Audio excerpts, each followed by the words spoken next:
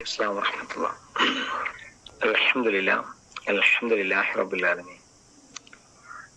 والصلاة والسلام على رسول الأمين وعلى آله وصحبه أجمعين أما بعد. اللهم صل على محمد وعلى آل محمد. പ്രിയമുള്ളവരെ, നമ്മുടെ മക്കൾ നമ്മുടെ ഏറ്റവും വലിയ അനുഗ്രഹമാണ്, സമ്പാദ്യമാണ്. മാതാപിതാക്കള് ജീവിക്കുന്നതും അധ്വാനിക്കുന്നതും കഷ്ടപ്പെടുന്നതുമെല്ലാം യഥാർത്ഥത്തിൽ സ്വന്തം മക്കൾക്ക് വേണ്ടിയാണ്.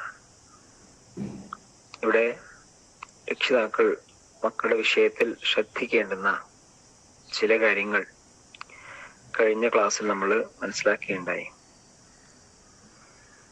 അല്ലാഹു സുബ്ഹാനഹു വ തആല വിശുദ്ധ ഖുർആനിലൂടെ വളരെ ഗൗരവത്തിൽ താക്കീത് നൽകുന്ന ഒരു കാര്യം, യാ അയ്യുഹല്ലദീന ആമനൂ ഖൂ അൻഫുസകും വഅഹ്ലീകും നാറ വഖൂദുഹാ അന്നാസു വൽ ഹിജാറ അലൈഹാ മലായികത്തുൻ ഗിലാദുൻ ശിദാദ്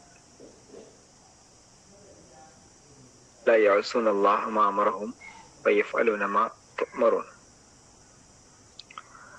അല്ലയോ ജനങ്ങളെ, വിശ്വാസികളെ, നിങ്ങൾ നിങ്ങളെയും നിങ്ങളുടെ കുടുംബത്തെയും നരകത്തെ തൊട്ട് കാത്തുകൊള്ളണം. മനുഷ്യരും കല്ലുകളുമാണ് അതിന്റെ വിറകുകൾ. പരുഷ സ്വഭാവക്കാരായ മലക്കുകളാണ് അതിന്റെ കാവൽക്കാർ. അള്ളാഹു കൽപ്പിച്ചതിനെ ഒരിക്കലും അവര് എതിർക്കുകയില്ല. അള്ളാഹു പറഞ്ഞത് അവർ പ്രവർത്തിക്കുന്നു. ഇങ്ങനെ അള്ളാഹുവിന്റെ കൽപ്പന പൂർണ്ണമായും അനുസരിക്കുന്ന മലക്കുകൾ കാവൽ നിൽക്കുന്ന മനുഷ്യരും കല്ലുകളും ഇന്ധനങ്ങളായി മാറുന്ന നരകത്തിൽ നിന്ന് നിങ്ങൾ നിങ്ങളെയും നിങ്ങളുടെ കുടുംബത്തെയും കാത്തുകൊള്ളണം. നരകം പറഞ്ഞ് പേടിപ്പിക്കുകയല്ല. സ്വർഗത്തിൽ പ്രവേശിക്കാനും സ്വർഗത്തിന്റെ മനോഹരമായ സുഖാനന്ദനങ്ങളെ കുറിച്ച് ഓർമ്മപ്പെടുത്താനും ഖുർആനിലെ ധാരാളം സൂക്തങ്ങൾ അള്ളാഹു മാറ്റിവെച്ചിട്ടുണ്ട്. ആ സ്വർഗമൊന്നും നിങ്ങൾ മനസ്സിലാക്കാതെ ആ സ്വർഗത്തിലെ മനോഹരമായ അനുഭൂതികളും ആനന്ദങ്ങളും നഷ്ടപ്പെടും.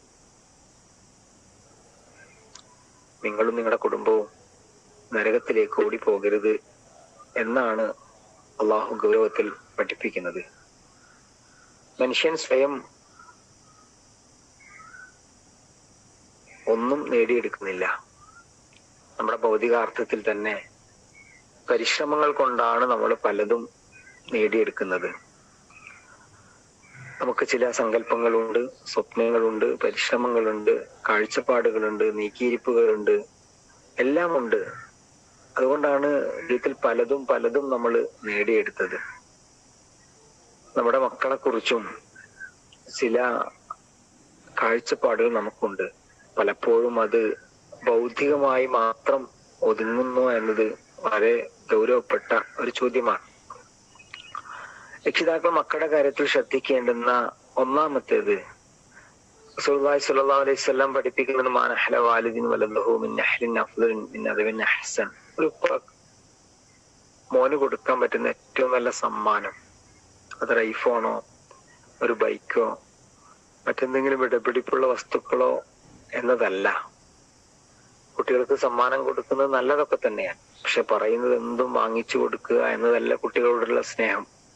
അള്ളാഹു റസൂല് പറയുന്ന ഒരു ഇപ്പാക്ക് ഒരു മോന് ചെയ്തു കൊടുക്കാൻ കഴിയുന്ന ഏറ്റവും നല്ല സമ്മാനം എന്ന് പറയുന്നത് അദബുൻ അഹ്സൻ, അവന് ഏറ്റവും നല്ല അദബ് പഠിപ്പിക്കുക എന്നതാണ്.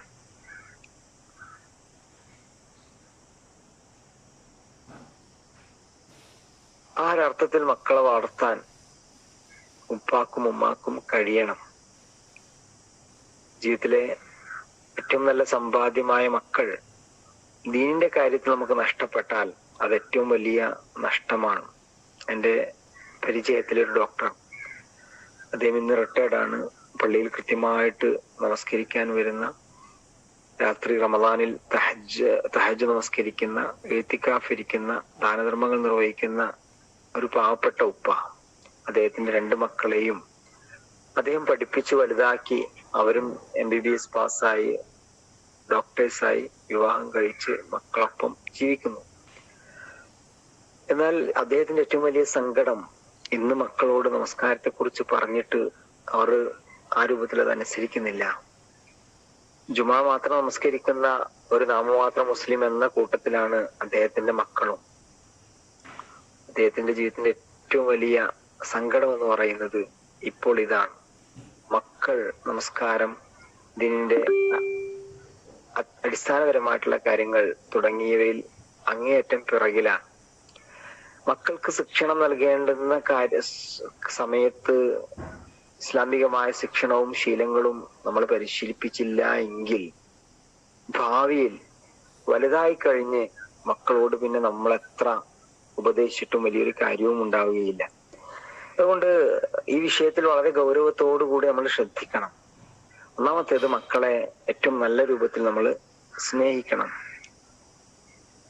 കുട്ടികളെ റസൂലുള്ളാഹി സ്വല്ലല്ലാഹു അലൈഹി വസല്ലം വാത്സല്യത്തോടെ, സ്നേഹത്തോടെ പരിഗണിക്കാറുണ്ടായിരുന്നു. അവരെ ചുംബിക്കാറുണ്ടായിരുന്നു, അവരുടെ കൂടെ കളിക്കാറുണ്ടായിരുന്നു. ഹസൻ ഹുസൈൻ ഇവരുടെ കൂടെ റസൂലുള്ളാഹി സ്വല്ലല്ലാഹു അലൈഹി വസല്ലം ആന കളിക്കുന്നത്, കുതിര കളിക്കുന്നത് ഞാൻ കണ്ണുകൊണ്ട് നേരിട്ട് കണ്ടതാണ്. കുതിര കളിക്കുക എന്നുള്ളത് നമ്മൾ കുതിര കളിക്കുക എന്നുള്ള രൂപത്തിലല്ല. റസൂല് അവരോട് മുട്ട് ചാരിയിരിക്കുകയും അവരുടെ കാല് റസൂലുള്ളാഹി സ്വല്ലല്ലാഹു അലൈഹി വസല്ലമയുടെ തുടയിൽ വെക്കുകയും എന്നിട്ട് പ്രവാചകന്റെ ചുമലിൽ കയറുകയും ഇങ്ങനെ, എന്നിട്ട് റെഡിയായോ എന്ന് ചോദിച്ച് പ്രവാചകൻ എഴുന്നേൽക്കുകയും ഒക്കെ ചെയ്യുന്നത് ഞാൻ കണ്ടു എന്ന് അബൂ ഹുറൈറ റളിയല്ലാഹു അൻഹു റിപ്പോർട്ട് ചെയ്ത ഹദീസ് നമുക്ക് കാണാൻ കഴിയും.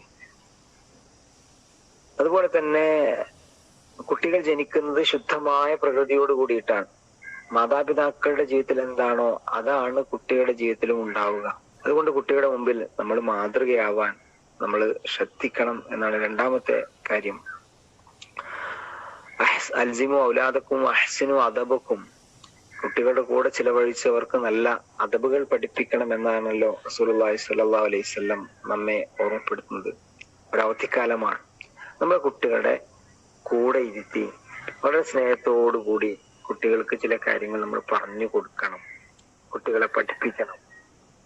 കുട്ടികൾ അത് ചെയ്യുമ്പോൾ അത് പാടില്ല, അങ്ങോട്ട് പോകട്ടെ എന്ന് ചോദിക്കുമ്പോ അങ്ങോട്ട് പോകരുത്, കുറെ വിലക്കുകൾ നൽകുക എന്നതിനപ്പുറം ഉപ്പാക്കും ഉമ്മാക്കും മക്കളുടെ കൂടെ, പേരമക്കളുടെ കൂടെ ഇരുന്ന് എങ്ങനെയാണ് അവധിക്കാലം ചിലവഴിക്കേണ്ടത്, എങ്ങനെയാണ് സമയം ഫലപ്രദമായി പ്രയോജനപ്പെടുത്താൻ, കുറെ ഉപദേശങ്ങൾ കൊടുക്കലല്ല, സ്നേഹത്തോടു കൂടി അവരുടെ കൂടി അറിവുകളും കാഴ്ചപ്പാടുകളും ചിന്തകളും ഒക്കെ പങ്കുവെക്കുന്ന രൂപത്തിൽ ഏറ്റവും ഫലപ്രദമായി അവധിക്കാലത്തെ പ്രയോജനപ്പെടുത്താൻ നമ്മുടെ മക്കൾക്ക് നമ്മൾ നല്ല നിർദ്ദേശം കൊടുക്കണം.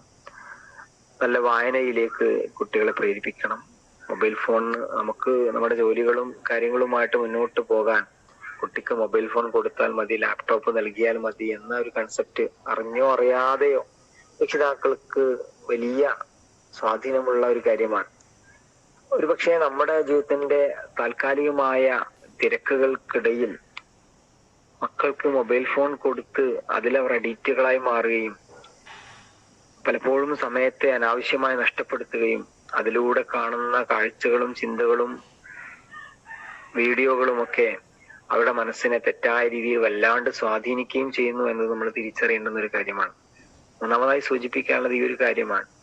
നല്ല പുസ്തകങ്ങൾ നമ്മുടെ വീടുകളിൽ ഉണ്ടാവണം. നമ്മുടെ കുട്ടികൾക്ക് വായിക്കാൻ പറ്റുന്ന നല്ല ചിന്തകളും ആശയങ്ങളും അവരുടെ മനസ്സിലേക്ക് സ്വാധീനിക്കുന്ന നല്ല പുസ്തകങ്ങൾ വാങ്ങാൻ, കുറച്ച് പുസ്തകങ്ങൾ വാങ്ങി വെക്കാൻ നമ്മൾ അല്പം സമയം നീക്കി വെക്കണം.